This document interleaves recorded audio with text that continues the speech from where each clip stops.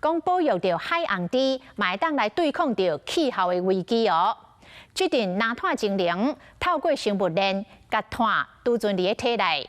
一只大型的海鸥，伊的一生会当吸收到33吨的二氧化碳，输碳量相当是3公顷的森林。但是因为渔业活动甲人为的干扰，这几年来海洋池扩大的数量是继续咧增加。2020年，全台湾有160只海洋池来扩大，这个数量是10年前的2倍。到底咱的海洋环境出啥物问题？海洋池搁安怎用因宝贵的生命向人类发出着警讯呢？咱就为2023年的5月，一只扩大的观察头小海鸥的救援行动开始来看起。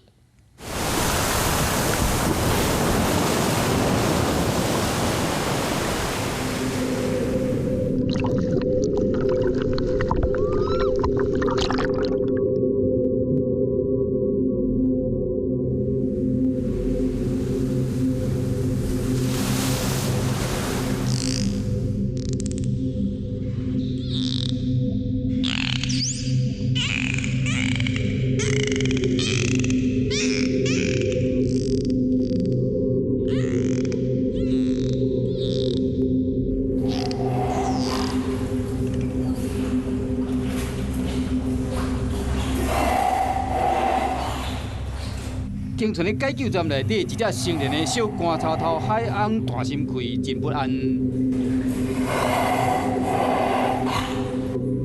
小观察头海鸥真敏感，真够缩起来，只讲只好将电火关起来，伫黑暗中执行任务。其实着装的时候，我们就是大家都会带这些，来避免自己有动物有什么感染。2023年5月，这只长差不多3公尺、体型真瘦的小观察头海鸥，伫苗栗湾里沙坡落单，不有人员随甲解救。还是要撑。我觉得在换气的时候还要撑。但平常就轻轻的。等我呼吸弄完5分钟。包括人类甲浮条的小观察头海鸥出来伫喘气，伊袂输真想要冲回大海，一直伫水底内冲来冲去。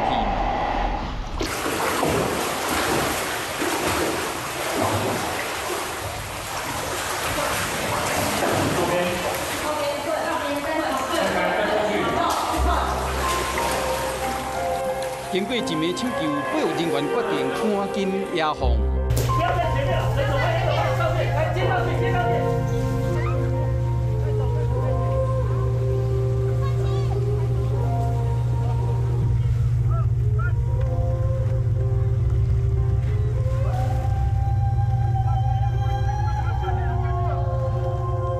海鸥投奔大海，不过这并不是阮最后一摆见面。野放后的6点钟，小观察头海鸥搁伫万里海岸，互民众发现美丽海中精灵死去啊！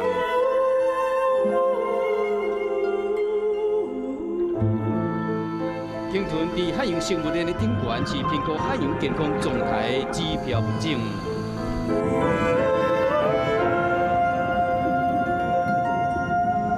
当时因更加是固碳的高手，一只大型海鸥，伊的一生会使吸收33吨二氧化碳，相当是3公顷的森林当伊的吸碳量。就算生命结束，透过鲸落滋养深海成分，继续将体内碳浸藏伫数千米的海底。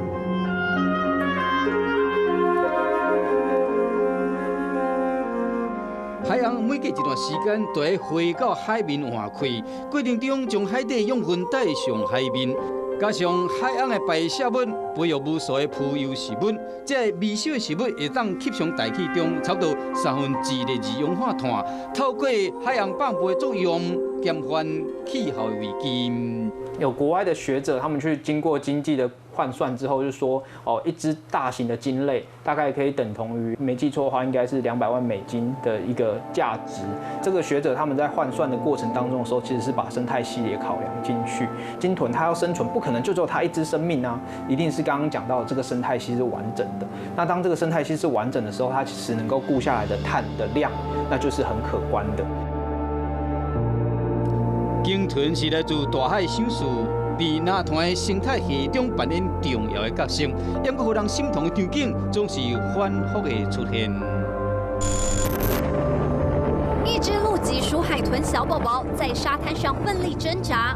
2020年8月11日，米克拉台风直逼金门，外围环流掀起的风浪，让一只刚出生的海豚被冲上金门成功海滩。3、2、1，到。相莫相经，呼吸急促，紧张地拍打尾鳍，身上布满滚上岸时被礁石割伤的伤痕。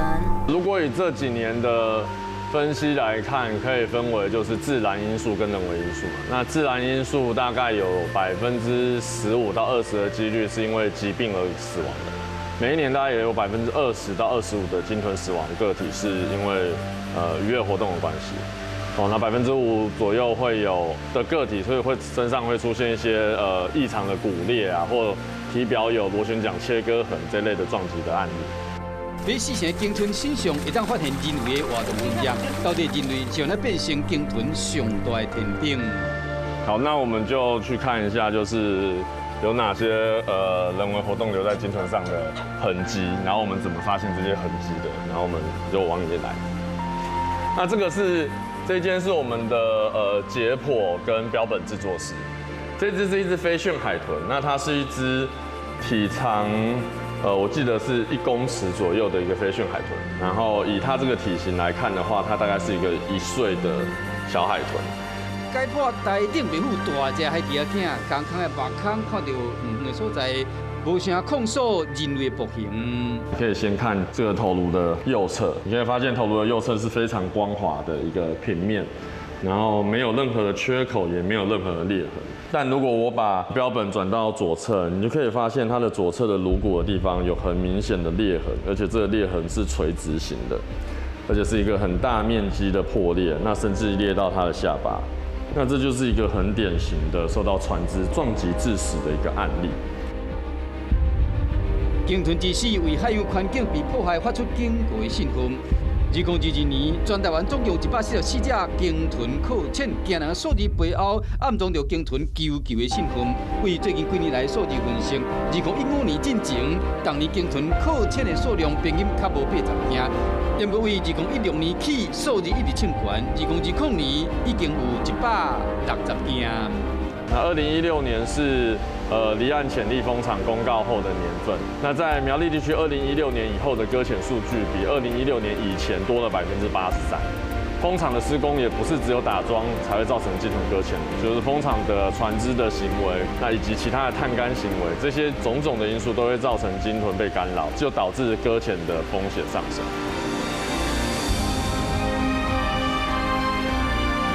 2023年，保条海洋文教基金会发布台湾头一本鲸豚伤痕图鉴，这是人为活动正严重威胁到鲸豚的生存。这只也是我们一直持续有在关注的个体，因为它有一个很特别的勒痕，那我们就给它一个绰号叫拉链。那这只就是比较明显，就是跟渔业活动一定有关，因为你可以看到说它这边的这个切口，它尾干这边的切口，对，没错，就是你说的这个很整齐，它基本上就是有问题的，它基本上一定是被渔民去切的。那我们就根据这些伤疤去做归纳，其实就大概可以知道说它的背鳍前缘有切口，或者是它的背鳍其实就是原本应该尖尖的，但是被削掉了一角，这些其实都是跟网或者是绳是比较主要有关的。一撮一撮明显的伤痕，真是刻为南滩精灵迫切的危机。那这张就是蓝鲸，其实就是可以看到说它的下颚骨啊，这么粗的下颚骨，它在这个地方其实是断裂的，就代表说这个缠绕得很紧，也曾经它有想要张开嘴巴再去捕捉食物，可是它就是张不开，然后但是这个过程当中可能还甚至是让它自己就是变成受了这样的伤。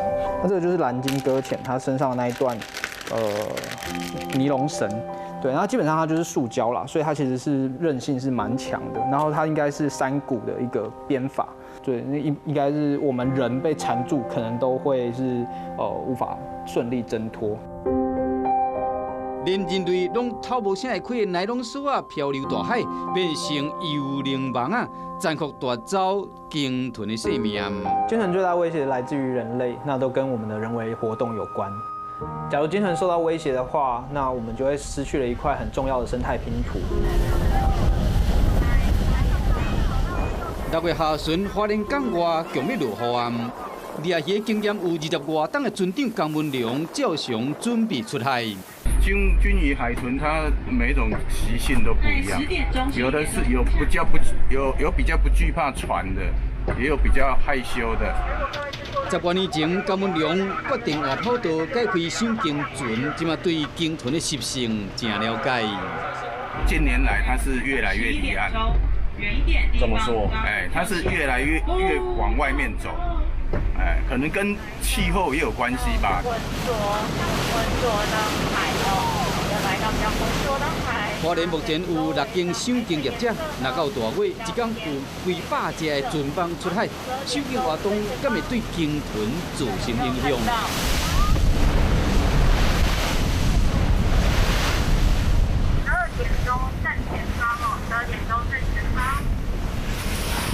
起来换气的那一只看起来非常的白，身上有很多的刻纹。头前雄雄发现海底的踪影，这时船长慢慢来检送。每年的4月到11月是赏鲸旺季，为了避免赏鲸活动影响到鲸豚生态，海保署也特别推动了友善赏鲸守则，希望赏鲸船在接近鲸豚的时候，把船速降慢，避免伤害到这些听觉敏锐的鲸豚们。另外呢，也呼吁游客不要喂食，不要乱丢垃圾，共同守护珍贵的海洋生态。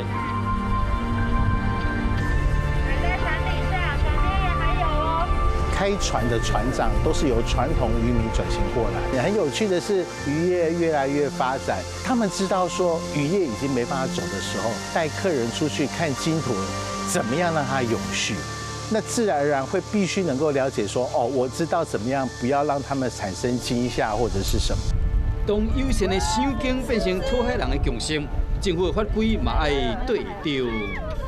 在海上到底是由谁来做稽核，或者是由谁来做监督跟管理这件事情？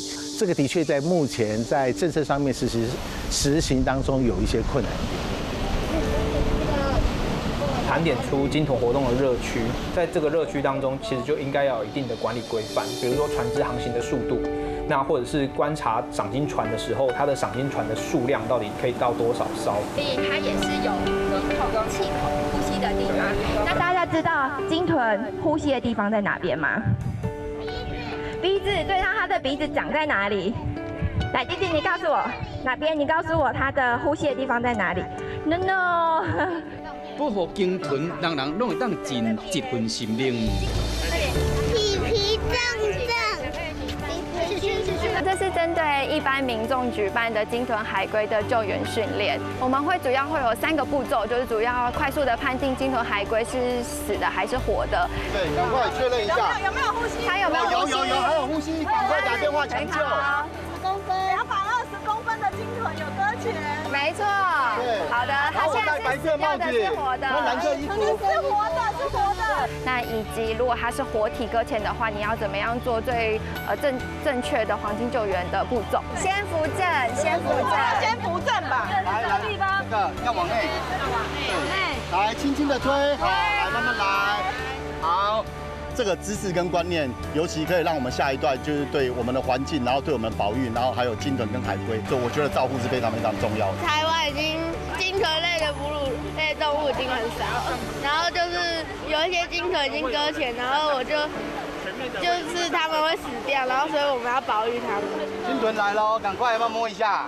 好，它会咬你哦。来，它会咬你。快，来跨过，好。很好，大家一起喊。1、2、3，教育的目的是海洋保育类动物，它们可能遭受到的海洋环境的挑战跟威胁是什么？那我们可以从源头怎么样去做？那因为这些原因可能都是跟我们人有关，我们可以做什么样的努力？台湾民众目前还是对海是不熟悉的，我们透过认识海洋来了解，就是我们要怎样保护海洋。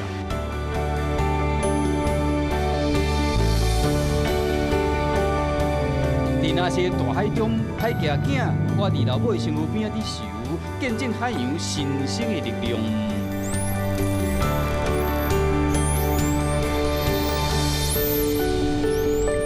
听大海心跳，看见危机，鲸豚自在逍遥的美景，才会当世世代代生生不息。